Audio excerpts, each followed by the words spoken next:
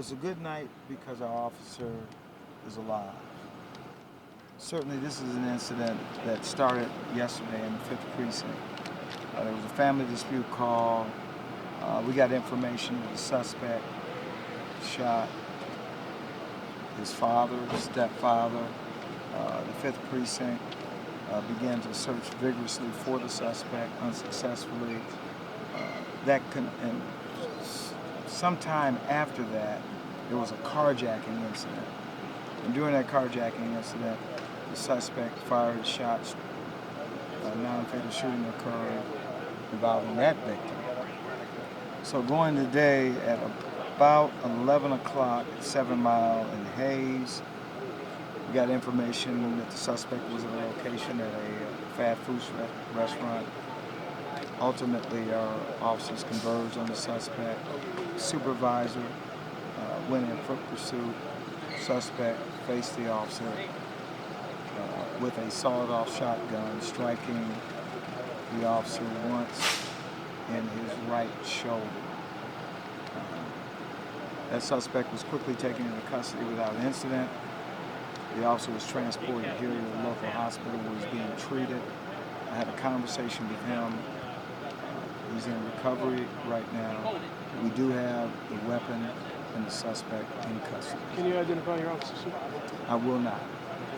How long has he been in the force? Can you give us any? I will not identify anything about the officer. This is a Detroit police officer sustained a gunshot wound. We're told it's a sergeant. A supervisor. It is a supervisor, yes. Chief, did he even have a chance to draw his weapon, or He did not. This guy have a gun in his face immediately? Here's what I know. I had a direct conversation with the supervisor.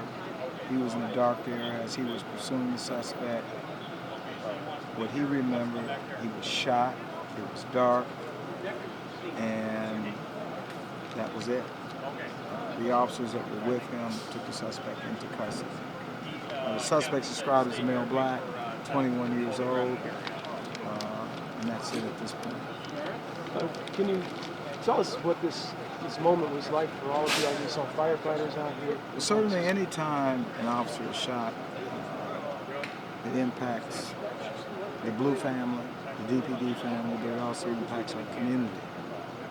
So yes, this is a trying time, and I'm just happy that I was able to have a conversation with the sergeant. That's the good news. As equally good as the fact that the suspect is in custody, and he will face charges. You had a chance to talk to your men tonight. What did you tell them? I just basically told them that I had a conversation with their comrade who was shot. He was lucid, good spirits, indicated he was happy to see all of us and to support us here tonight. I'm sure you've done many of these midnight drives to the hospital. Too many that I care to even recant. The one that sticks out most is my best friend. At 2 o'clock in the morning, I had to come out and see him laying on a gurney after being shot by a deranged, mentally ill suspect. So yes, I've done this many times.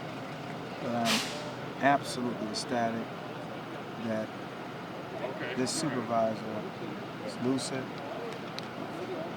and is going to recover from his injury, I believe. Can we talk about his heroism here? I mean, this is Oh, absolutely. I would tell you, this is what I've been saying. Detroit police officers run to the danger. We talked about just several weeks ago where our officers were ambushed. Tonight, they were vigorously looking for a suspect that shot his father yesterday and was on a crime spree, a 21-year-old male. And then today, they continued the search for this suspect. They got information where he was at, they responded, and responding to that situation, they knew they could be met with a serious situation. And they responded. They responded appropriately. And fortunately, I had a conversation with that sergeant. There could have been a different outcome this evening.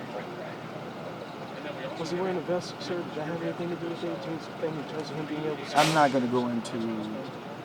He was wearing a vest, but whether or not that had an impact on limiting his injury, I can't say that at this point.